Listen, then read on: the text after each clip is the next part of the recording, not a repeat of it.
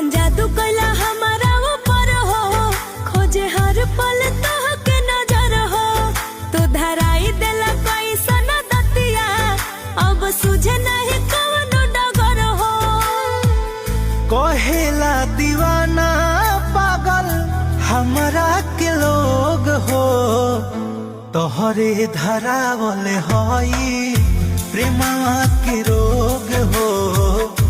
तोहरे धरावल हई प्रेमवा के रोग हो।